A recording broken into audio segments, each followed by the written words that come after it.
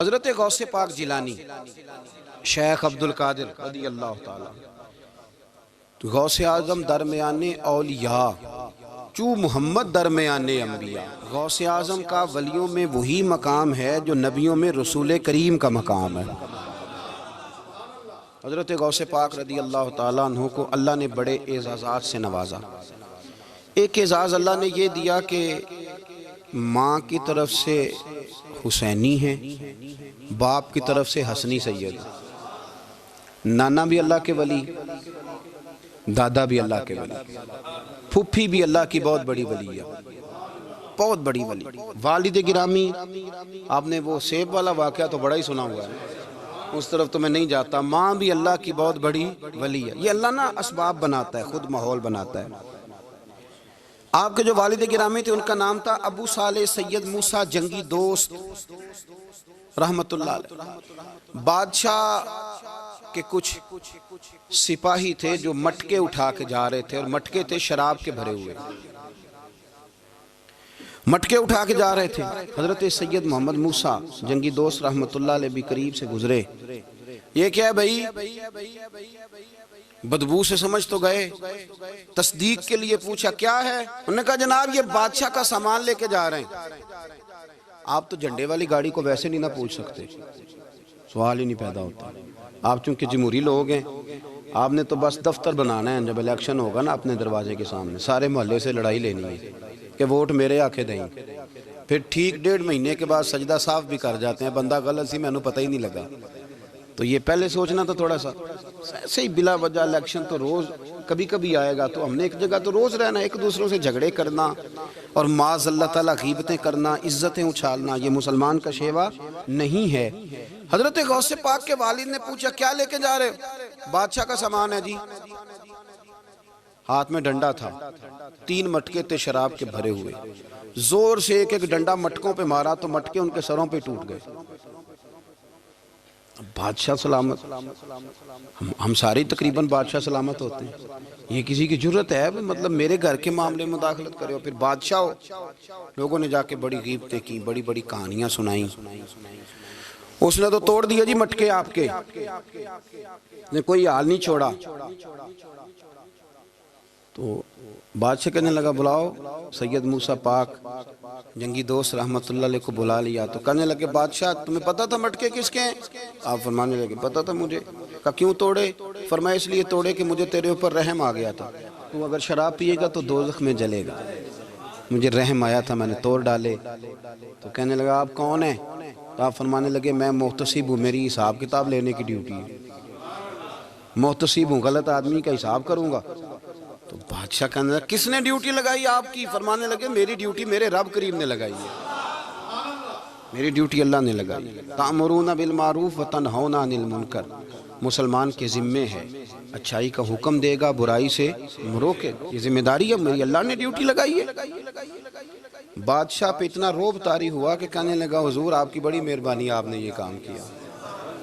کہنے لگا جناب اگر آپ اجازت دیں تو میں بھی آپ کو محتسب نہ بنا دوں، آپ میرے وزیر بن جائیں، کوئی بندہ اس طرح کا کام کرے تو اسے روکیں۔ تو آپ فرمانے لگے نہیں، تو اپنی نوکری سنبھال کے رکھ، جسے اللہ ڈیوٹی پہ لگائے اسے پھر بندوں کی ڈیوٹیاں نہیں کرنی چاہیے۔ یہ اعزاز اللہ نے انہیں دیا، یہ شان رب کریم نے عطا فرمائی۔ ان کے صاحبزادے تھے حضرت غوث پاک جیلانی رضی اللہ تعالی عنہ۔ اللہ تعالیٰ نے جب کسی شخص سے کام لینا ہوتا ہے تو اللہ اس کے لیے اسباب بھی خود ہی پیدا کر دیتا ہے۔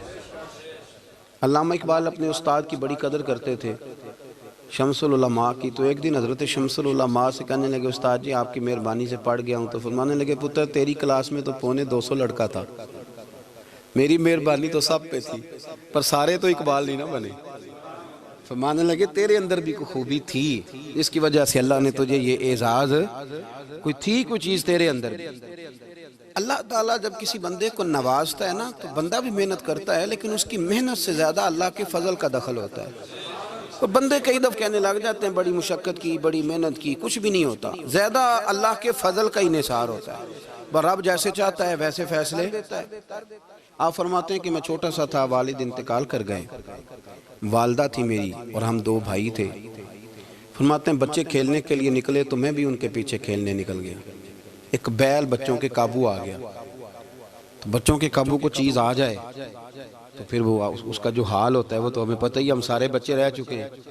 تو کہتے ہیں وہ بیل قابو آ گیا، کوئی اس کے کان چھیڑتا، کوئی اس کی دم چھیڑتا، کوئی اس کے سینگ چھیڑتا، کوئی کسی جگہ سے اسے تنگ کرتا، مختلف بچے اس کو نا دم سے پکڑ کے ہلاتے، بیل بھاگتا۔ حضور غوث پاک فرماتے میں بھی آگے بڑھا، اور میں نے جب اس کی دم پکڑ کے ہلائی تو بیل نے میری طرف منہ کیا اور کہنے لگا عبد القادر تو نہ ایسے کر، بول کے کہنے لگا تو نہ ایسے کر، تجھے رب نے ان کاموں کے لیے پیدا نہیں فرمایا۔ آپ فرماتے مجھے اتنا خوف طاری ہوا، بیل کو بولتے دیکھا تھا پہلی دفعہ، بیل کو۔ اب میرے سنی کو بھی دلیلوں کی ضرورت ہوتی ہے نا، دلیل نہ دیں، کسی بزرگ کی بات سنائیں تو سنی بھی تھوڑا تھوڑا دائیں بائیں دیکھتا ہے۔ یہ شور ایسا ہوا ہے نا، پراپوگنڈا ایسا ہے۔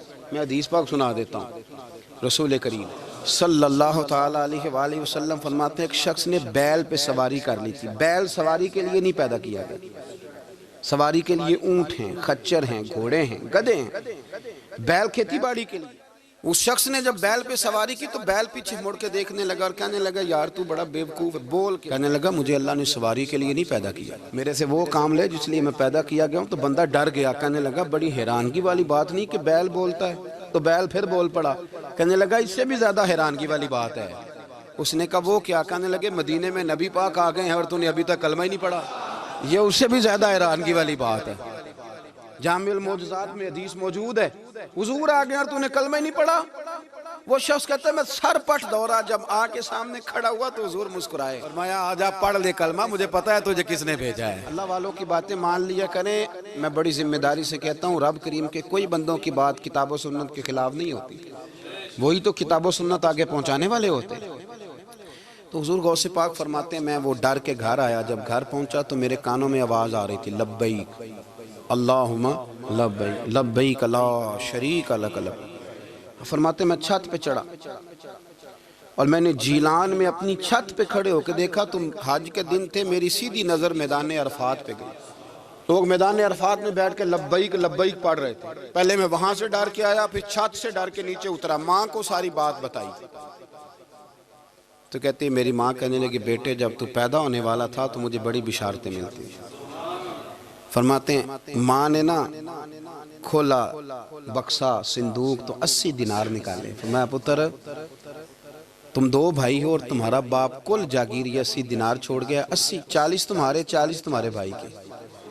فرمایا بیٹا ایک بات کا خیال رکھنا، میں عورت ہوں، تمہارا باپ کوئی نہیں، بھائی چھوٹا ہے، میں پیچھے نہیں آ سکتا، یہ 40 دینار لے جا اور جا بغداد چلا جا کے تعلیم حاصل کر، بیٹے میں پہنچ نہیں سکتی، خیال رکھنا۔ غوث پاک فرماتے ہیں 12 سال میں نے تعلیم حاصل کی یارو، میں نے پتے بھی کھائے، اور خود آپ کا فرمان موجود ہے، فرماتے ہیں ایسی سختیاں بھی دیکھیں، ایسی سختیاں بھی دیکھیں کہ پتھروں اور پہاڑوں پہ گزرتی تو شاید پگھل جاتے، لیکن میں نے اپنے نبی کا دین پڑھا۔ اب تو پیر کے گھر میں جو پیدا ہوتا ہے وہ علم لدنی والا ہوتا ہے، کہتے ہیں صاحب دے پتر ہے، او خدا کے بندے صبر کر۔ اگر غوث پاک حسنی حسینی سید ہو کے باقاعدہ پھٹی پہ بیٹھ کے پڑھتے ہیں، تو کس پیر کا مرید ہو گیا جسے علم ہی کوئی نہیں، جو جاہل آدمی ہے؟ یہ ضروری ہے، علوم دینیاں ضروری ہیں، اس کے بغیر کام نہیں چلتا۔ اور غوث پاک رضی اللہ تعالیٰ عنہ کی آپ پوری زندگی پڑھ کے دیکھ لیں، غوث پاک تمام اولیاء کے امام ہیں، ساری زندگی۔ غوث اعظم سے کسی نے پوچھا آپ نے سب سے زیادہ دین کا کام کس طرح کیا، تو فرماتے ہیں تقریر کے ذریعے۔ اب تقریر کرنے والا مولوی ہوتا ہے اور تویز دینے والا، سبحان اللہ۔ غوث پاک رضی اللہ تعالیٰ عنہ فرماتے ہیں میں نے دین کا سارا کام کس ذریعے سے کیا ہے؟ ہفتے میں 3 جلسے کرتے تھے اور 70 ہزار کا مجمع ہوتا تھا، اور بغیر لاؤڈ سپیکر کے تقریریں ہوتی تھیں، اور فرماتے ہیں جیسی سمجھ پہلے بندے کو آتی تھی ویسی آخری والے کو آتی تھی۔ لوگوں نے کہا حضور یہ کرم کیسے ہوا؟ فرمانے لگے میں نے جب تعلیم حاصل کر لی تو بولنا آتا ہی نہیں تھا، تو میں بڑا پریشان، ایک دن سو گیا تو خواب میں رسول کریم کا دیدار نصیب ہوا۔ فرمایا تیری تو واز کیا کر، تیرے واز سے لوگوں کو فائدہ ہوگا۔ یا رسول اللہ میں اجمی بندہ ہوں، لوگوں کے سامنے کیسے بات کروں گا؟ تو حضور نے فرمایا منہ کھولنا ذرا۔ کہتے میں نے منہ کھولا تو محبوب نے 7 دفعہ لعاب دہن ڈالا میرے منہ میں۔ آپ فرماتے ہیں پھر بولتا میں تھا، اثر کوئی اور پیدا کر دیتا۔ حضور غوث پاک رضی اللہ تعالیٰ عنہ نے 40 سال دین کا کام کیا۔ صبح کے وقت فقہ کا درس دیتے تھے فجر کے بعد، کچھ دیر کر ناشتہ کرتے سو جاتے، پھر آ کے مدرسے میں پڑھاتے باقاعدہ بچوں کو۔ غوث پاک رضی اللہ تعالیٰ عنہ کی سیرت پر آپ ساری کتابیں پڑھ لیں، ساری کتابیں لو، میں نے بھی بڑا ہی دعویٰ کر دیا، یعنی ساری کتابیں جتنی اب تک چھپی ہوئی ساری پڑھ لو، کہیں نہیں ملے گا کہ ہم غوث پاک کے آستانے پہ گئے۔ غوث پاک کسی بندے نے یہ نہیں کہا ہم غوث پاک کے آستانے پہ گئے، غوث پاک کے دربار پہ گئے، سب نے یہی لکھا ہے کہ ہم حضور غوث پاک کے مدرسے میں گئے۔ ہمارے نا مدرسوں میں سبق تقسیم ہوتے ہیں، سال جب شروع ہوتا ہے نا تو سبق تقسیم ہوتے ہیں، ہمارے مدرسے میں بھی تقسیم کرتے ہیں ہمارے مولانا۔ آپ حدیث پاک پڑھائیں گے، فلانا استاد منطق پڑھائے گا، فلانا فلسفہ پڑھائے گا، فلانا یہ سبق تقسیم ہوتا ہے، فلانا قرآن، فلانا حدیث، فلاں فقہ۔ تو غوث اعظم کے مدرسے کے جو ناظم تعلیمات تھے وہ کہنے لگے حضور سبق بانٹنا ہے تو آپ کو کون کون سے سبق دے دیں، کون کون سا پیریڈ پڑھائیں گے؟ تو آپ فرمانے لگے نہیں پیریڈ رہنے دو۔ حضور پھر فرمایا اس طرح کرو، لائق لائق بچے تم رکھ لو اور نالائق سارے مجھے دے دو، میں جانوں اور نالائق جانے، نالائق سارے میرے۔ غوث پاک رضی اللہ تعالیٰ نالائق سارے رکھ لیے، کند ذہن، اور حضور غوث پاک ان کو اسباق پڑھایا کرتے، ان پر محنت کرتے۔ فجر کے بعد فقہ کا درس، 10 بجے مدرسے کی کلاس، ظہر کے بعد حدیث پاک کا درس، مغرب کے بعد تفسیر بیان کرتے۔ بانج علموں جو کرے فقیری وہ کافر مرے دیوانہ، اور عشاء کی نماز کے بعد ہفتے میں 3 جلسوں سے خطاب۔ اور یہ سارے کام کر کے نا تو پھر بھی غوث اعظم جب دنیا چلی جاتی تو وضو کر کے مصلی پہ بیٹھ جاتے، اور 40 سال بیت گئے، ساری رات اللہ کی بارگاہ میں عبادت کرتے۔ 40 سال حضور غوث پاک کو اللہ نے بڑا اعزاز دیا، کتابیں لکھی، ڈیوٹی کی، محنت کی، کوشش کی پوری دنیا میں۔ میں پہلے بھی بتا چکا ہوں، پھر بتاتا ہوں، یہ جو صلاح الدین ایوبی کا بہت نام لیتے ہیں نا، بہت بڑے مجاہد تھے۔ صلاح الدین ایوبی کے ساتھ 70,000 کی فوج تھی، سارے کے سارے غوث پاک کے مرید تھے۔ صلاح الدین ایوبی نے حضور غوث پاک کی زیارت نہیں کی پر تعلیم غوث پاک کے مدرسے میں حاصل کی۔ اس کو بڑا شوق ہو نا کتابیں دیکھنے کا، وہ میرے پاس آئے، میں دکھاؤں گا انشاءاللہ تعالی۔ صلاح الدین ایوبی حضور غوث پاک کے مدرسے کا طالب علم ہے۔ یہ آپ کے ملک میں 2-3 دن سے رٹا چل رہا ہے، وکیلوں کا، ڈاکٹروں کا، کل سے یونیورسٹی کا بھی چل گیا ہے۔ یہ لڑائی کسی مولوی 2 گروپوں میں ہوئی ہوتی نا، چلو نام بولو، میں نے پتہ ہے اگلی گل دا بھی، کسی مولویوں کے 2 مدرسوں میں ہوتی نا تو جو طوفان اٹھنا تھا نا ہر چوک میں، مولوی لڑاندے بڑا نہیں، یہ بڑی۔ میں نے دعوت دی تھی پرسوں، میں نے کہا جب وکیل مکمل تعلیم کر لینا اسے 2 سال مدرسے میں لاؤ، ہم اسے سکھائیں گے اٹھنا کیسے ہے، بیٹھنا کیسے ہے، ان کو لاؤ، اس لیے کہ ہم اپنی بات نہیں بتائیں گے، ہم بتائیں گے محمد عربی کی باتیں صلی اللہ علیہ۔ مہربانی کرو، مجھے کوئی شکوہ نہیں ان سے، کوئی کسی قسم کا نہیں، اس لیے کہ ہمارے ملک میں نا احتجاج کا کلچر پرموٹ کیا گیا ہے، ہم نے یہ ماحول بنا کے دیا ہے سڑک بلاک کرنے کا۔ یہ ہمارے قریب ایک گاؤں ہے تو روز ڈکیتیاں ہوتی تھی، بچہ بھی قتل، پولیس والے سنتے ہی نہیں تھے، ان بیچاروں نے روڈ بلاک کیا تو سب صحیح ہو گیا، اسی وقت سارا کچھ ہو گیا، اب پہرے داری بھی لگتی ہے، اب جناب چوکیاں بھی قائم ہو گئی، سب کچھ ہو رہا ہے۔ مزاج بنا دیا ہم نے، یہ عدم برداشت ہے، یہ کلچر خطرناک ہے، یہ کلچر تباہ کرے۔ وکیل کوئی غیر نہیں، ہمارے اپنے بھائی ہیں، کون ہیں وہ؟ ڈاکٹر کون ہے ہمارے اپنے؟ یہ جو بچے یونیورسٹی میں لڑے کون ہیں ہمارے اپنے؟ ہم ان کو کاٹ کے نہیں پھینک سکتے، یہ کوئی دوسرے لوگ نہیں، سب کو ضرورت ہے ایک دوسرے کی، لیکن خدا را مہربانی کرو، معاشرے میں برداشت کا کلچر پیدا کرو، سکون کا کلچر پیدا کرو، سہنا سیکھو۔ سنو ایک بات کرتا ہوں، اللہ کرے کہ میں سمجھا سکوں، سارے فیصلے خود نہ کرو۔ اگر تمہیں نظر آئے نا کہ آپ کے ساتھ کہیں ناانصافی بھی ہو رہی ہے تو ساری عدالتیں دنیا میں نہیں لگنی، ایک قیامت میں بھی لگنی ہے۔ ہاں امام حسن کو زہر دے دیا گیا تو امام حسین کہنے لگے بھائی بتاؤ کس نے دیا ہے؟ فرمایا حسین اگر وہی وہ نہیں جس پر مجھے شک ہے تو میں کسی آدمی کا بلا وجہ تمہیں نام کیوں بتا دوں؟ کہا پھر بھائی آپ اشارہ تو نہیں بتا دیں؟ تو فرمایا حسین اگر وہی ہے نا جس پر مجھے شک ہے تو پھر بھی میں نے فیصلہ اپنے رب پہ چھوڑ دیا۔ فرمایا میرے رب سے زیادہ بہتر فیصلے کرنے والا کوئی موجود کچھ فیصلے اللہ پہ چھوڑ دو. آپ یقین کریں آپ کو بڑا ہی مزہ آئے گا, آپ کو سکون آئے گا زندگی میں. کچھ فیصلے اللہ پہ چھوڑو, برداشت کا کلچر پرموٹ کریں اس وطن کے اندر. یہ بڑا پیارا ملک ہے, اس میں برداشت کا کلچر پیدا کریں. وکیل کو ہر وقت ڈاکٹر کی ضرورت ہے, ڈاکٹر کو ہر وقت وکیل کی ضرورت ہے. ہم ایک دوسرے کے بغیر دیکھیں نا, میں نے آئین بھی رکھا ہوا ہے پاکستان کا, لیکن اس کے باوجود کوئی مسئلہ بن جائے تو میں کسی وکیل صاحب کو فون کرتا ہوں. میرے دوست ہے, میں پوچھتا ہوں کہ یار یہ مسئلہ ہے, اس کا کیا حل ہے. ہم مل کے رہتے ہیں معاشرے میں. برداشت کے کلچر کو پرموٹ کریں, پیار کریں, محبت بانٹیں. یہ وطن ہے, اس کو مل کے سنواریں گے تو انشاءاللہ تعالی یہ رسول اللہ کے دین کا قلعہ بنے گا بڑا مضبوط. اس سے پیار کریں. مثبت غلط بات ہے تو اس کو آپ سمجھائیں, اس پر تبلیغ کریں, لیکن یہ نہ کریں کہ آپ عدم برداشت کا ماحول پیدا کریں. حضور غوث پاک رضی اللہ تعالیٰ عنہ دین کا کام. ایک بات, اللہ والوں کے پاس لوگ دعاؤں کے لیے جاتے ہیں. کیوں جاتے ہیں؟ سنو, میرے ساتھ ایک شخص رہتا ہے, صبح سے شام تک میری ڈیوٹی کرتا ہے, نوکری کرتا ہے, خدمت کرتا ہے, گاڑی چلاتا ہے, یہ کرتا ہے, وہ کرتا ہے. ایک صاحب ہیں جو 3 سال کے بعد ملتے ہیں. پھر وہ جو 3 سال کے بعد ملتے ہیں وہ شکوہ کرتے ہیں کہ پیر صاحب اس کی بات زیادہ مانتے ہیں. تو پیر صاحب اب کدھر جائیں, یہ سارا دن پیر صاحب کی مانتا ہے. نہیں سمجھ آ رہی ہے آپ کو بات؟ یہ مزاج ہے نا جی. ایک بندہ سارا دن دنیا داری کرے, مال کمائے, پتہ نہیں جھوٹ بولے, بڑا کچھ کرے, اور ایک اللہ کا ولی جو اپنا بنائے کچھ نہ, سارا دن رسول اللہ کی باتیں کرے, سارا دن اللہ کے دین کی خدمت کرے. اور بھائی وہ جب ہاتھ اٹھاتا ہے نا تو پھر اللہ اس کی بات کو قبول کرتا ہے. کچھ میرے خاص ہیں, کچھ تیرے خاص ہیں, تو کچھ رب کے بھی خاص ہیں. اور اس پر بھی میں پہلے آیت پڑھ لوں گا تاکہ دلیل مضبوط ہو جائے. اللہ فرماتے ہیں واللہ یختص برحمتہ من یشاء. فرمایا میں نے کچھ بندوں کو اپنی رحمت سے اپنا خاص بنا لیا. کچھ بندے اللہ کے بس اللہ کی بارگاہ میں وہ دعائیں کرتے ہیں تو اللہ قبول فرما لیتا ہے. پتر اللہ ہی دیتا ہے, لیکن اللہ کا ولی دعا تو کر سکتا ہے نا. اللہ کا ولی, میری بات کی سمجھ آ رہی ہے؟ بیٹا کون دیتا ہے؟ اللہ. حضرت محدث اعظم رحمۃ اللہ علیہ کے پاس ایک شخص نے آ کے کہا جی ولی اللہ بیٹا دے سکتا ہے؟ آپ فرمانے لگے ولی اللہ اللہ سے ملا سکتا ہے؟ جی وہ تو ہے ہی ولی اللہ, تو اس نے ملا دینا ہے. تو فرمایا جو اللہ سے ملا دے بیٹا تو چھوٹی سی بات ہے.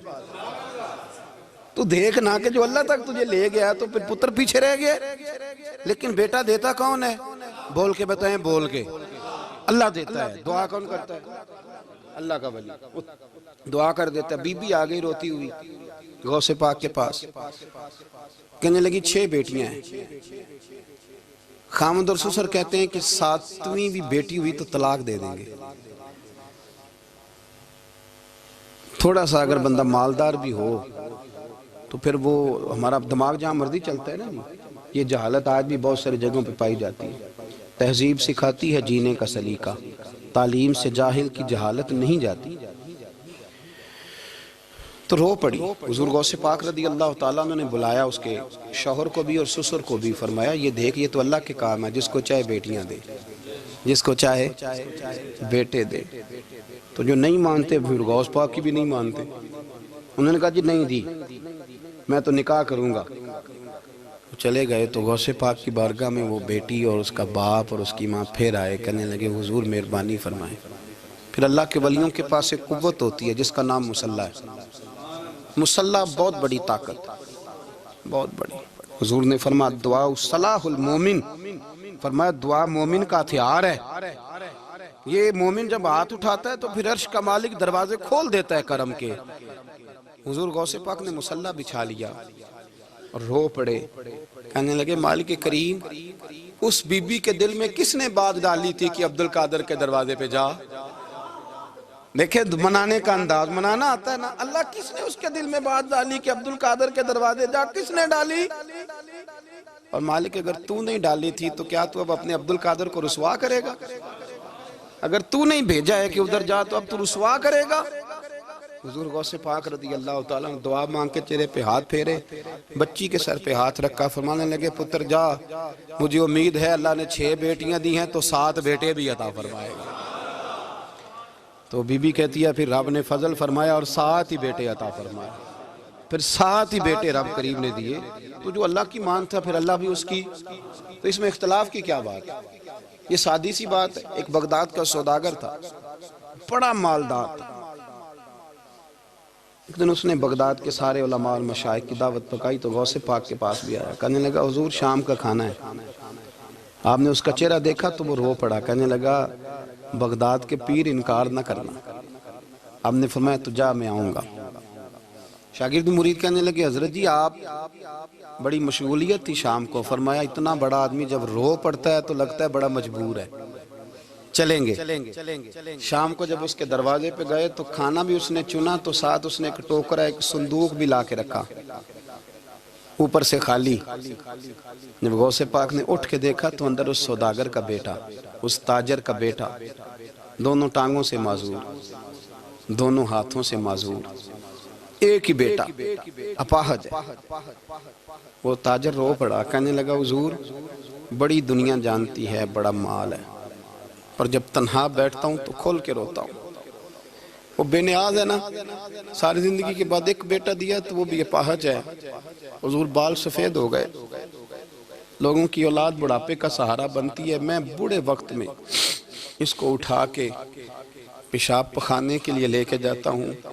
بغداد کے عبد القادر سنا ہے جب تو دعا مانگتا ہے تو رب قبول فرما لیتا ہے، تو مہربانی فرما اگر میرا پتر ٹھیک ہو جائے، میرا زور کوئی نہیں مالک، بے نیاز ہی بڑا ہے، اگر مہربانی ہو جائے۔